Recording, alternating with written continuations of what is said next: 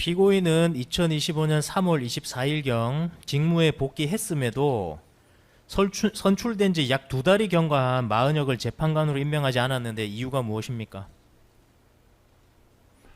제가 복귀는 했습니다만 당시에 정말 대한민국은 위기 상황에 있었다. 저는 권한대행으로서 그렇게 생각했습니다. 첫째로 3월 22일인지 3일서부터 시작된 경북 산불은 역사상 가장 큰 산불로 나왔고요. 70명이 사상자가 나왔고 4,000명이 이재민이 나왔고 그리고 4만 헥타르 이상이 화염에 휩싸여서 문제가 됐습니다.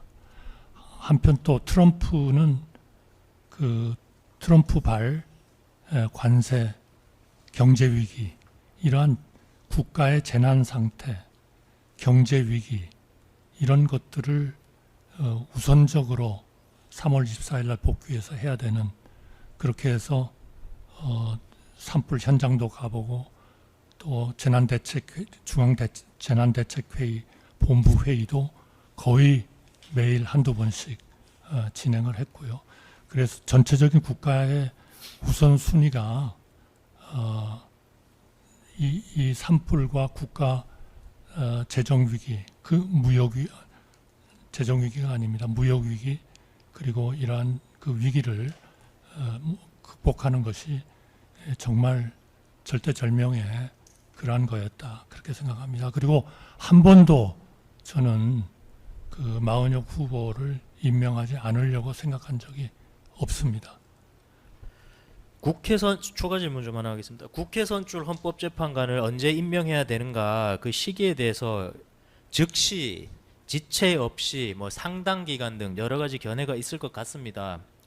그렇지만 그러한 어떠한 견해에 의하더라도 선출된 지 2달이 경과했으면 이미 즉시에 걸리기 때문에 즉시 지체 없이 상당 기간 어떤 견해에 의하더라도 다시 직무 복귀하신 즉시 임명했어야 되는 것 아닙니까? 제가 허용해 주신다면 제가 복귀한 다음에 정확히 16일 만에 임명을 했습니다. 4월 10일 날 트럼프 대통령이 대한민국에 대해서 관세를 유예 조치를 했습니다.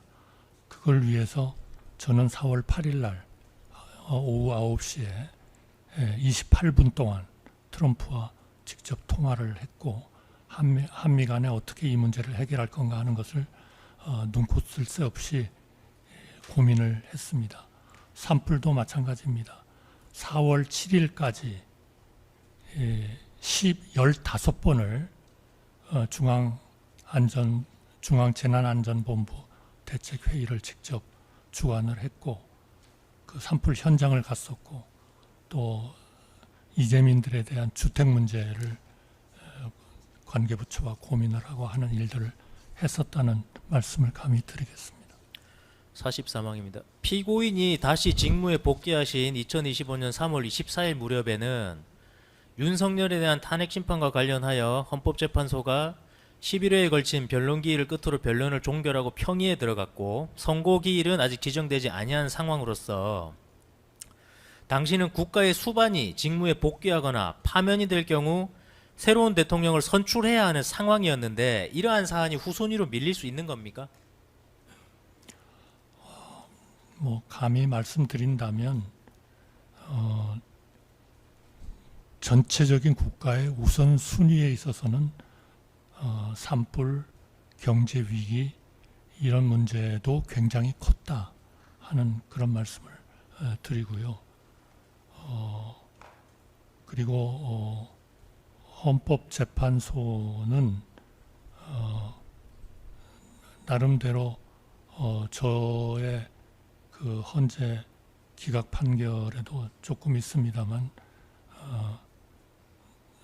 어쨌든 그 헌법재판소도 전체적으로 심리나 이런 것들에 대한 것이 진행은 되고 있었다. 그렇게 생각을 하겠습니다. 고난 대행으로서는 결국 어떤 거를 우선순위에 둬야 되느냐 하는 불가피한 결정을 해야 되는 때가 있다. 또 그것이 저의 임무이기도 하다. 저는 그렇게 믿습니다. 산불 사태의 경우에는 제가 언론으로 확인한 건데 2025년 3월 30일에 최종 진화됐다라는 소방청의 그 발표 언론 보도가 있었고요. 3월 30일입니다. 피고인이 트럼프 대통령하고 통화한 것은 2025년 4월 8일 21시경에 30분 통화하신 걸로 보도자료 나온 걸 확인했는데요. 전자결제로 인사 안에 제가 결제만 하는 업무를 바빠서 하지 못했다는 건 이해하기 어려운데 어떻습니까? 왜냐하면 고민할 필요 없이 사실관계를 틀린 사실관계를 지금 기억에 의존해서 피고인이 답변을 해야 되는데요. 3월 30일에 최종 진화된 거는 일부입니다. 그 뒤로도 산불, 그래서 그런 4월 달에 진행된 산불에 대해서 저희가 참고 자료로 여러 물론 증거로 됐지만 채택이 안 됐습니다만 다 증거로 참고 자료 제출을 했습니다. 그거는 3월 30일에는 불이 약간 지나서 다시 또 막 재발하기 시작하고 해서 그것이 4월 초까지 계속 진행이 됐습니다. 그거는 신문지상에도 이미 다 알려졌는데 이거를 전제로 해서 물어보시면 아마 기억에 의존해야 되는 피고인 입장에서는 상당히 답변을 드리기가 어려울 것 같습니다. 지금 변호인께서 말씀하신 거 그냥 조서에 속기록에 다 남겨주시고요. 예. 피고인 대답해 주십시오. 그래서 지금 변호인 말씀하신 것도 맞고요. 그렇게 다 감안하셔가지고 전자결제로 인사 재간에 딸깍 결제만 하시면 되는데 이게 업무가 바빠서 못하셨다 할 수 있습니까? 왜냐하면 헌법재판소가 2번이나 결정을 해서 임명 안 할 수 없는 상황이었어요. 이거 그냥 재간 결제만 하시면 되는데 바빠서 못했다는 게 이해가 안 돼서 그렇습니다. 전체적인 우선순위에 있어서 그런 결정을 할 수밖에 없었다 하는 말씀을 드리겠습니다. 그리고 그 마은혁 후보님에 대한 임명을 하지 않을 그런 생각을 한 번도 3월 24일 이후에 해본 적이 없습니다. 순번 749번 국무조정실 사실조회 회신 제시하겠습니다.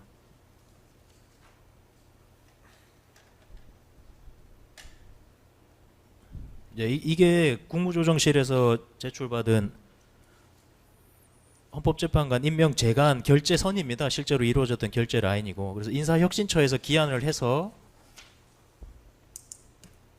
상신을 하면은 국무총리가 부서를 합니다. 그래서 이때는 이제 최상목이 부서했었는데 이제 피고인이 직무대행이실 때는 피고인이 계셨으니까 여기 부서자로서 한번 결제하시고 재가자로서 결제 한번 하시면 됩니다. 아까 말씀드린 거예요. 이렇게 하면 되는 거고 인사혁신처가 문서는 다 기한해서 올리는 것이고 마흔역으로 결정되고 마흔역을 취소할 수도 없는 것이고 헌법재판소가 적법하다고 했는데 이 문서 결제 못했다는 게 이해가 안 됩니다.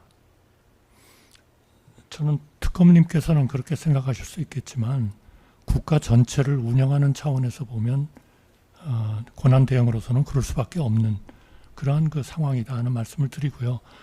당시에 저는 법률 전문가가 아니라 뭐 정확히 그거는 모르겠습니다만 당시에 그 헌법재판관이 추가적으로 임명이 되면 이미 그 변론이 끝난 상태에서는 다시 변론을 재개하기 때문에 오히려 전체적으로 기간이 더 늦어질 수도 있다.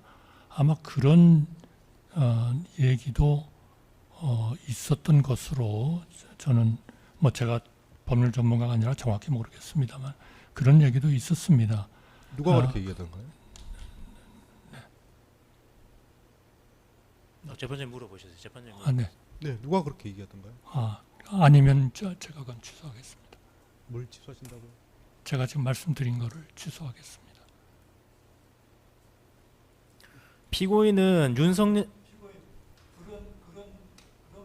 아니 지금 재판장 제지해 주시죠. 저기 뭐 피고인하고 지금 대화를 하시는 거는 언론 지상에 반대 아마 신문으로 해주시죠. 좀 나왔던 것 일단 같고요. 방금 뭐 취소하신다는 게 지금 변호인께서 말씀하신 순서가 아니라서 제가 물어보겠습니다. 그러면 방금 취소하신다는 말씀은 어떤 진술에 대해서 취소를 하신다는 말씀이신가요?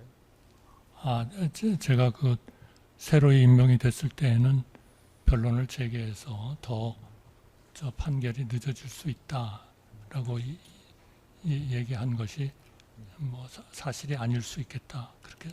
뭐 사실을 묻는 게 아니고 방금 말씀하셨을 때 누가 이렇게 이제 이야기를 해서 들은 적이 있다는 취지로 말씀하셨기 때문에 누구로부터 어느 그런 이야기- 언론에 나섰던 것 같습니다. 언론에서 그렇게 내용이 나와 있는 걸 들었다는 얘기 말씀이신가요? 제가 그냥 얼핏 읽은 것 같습니다. 말씀하신 대로 그대로 남기겠습니다. 네.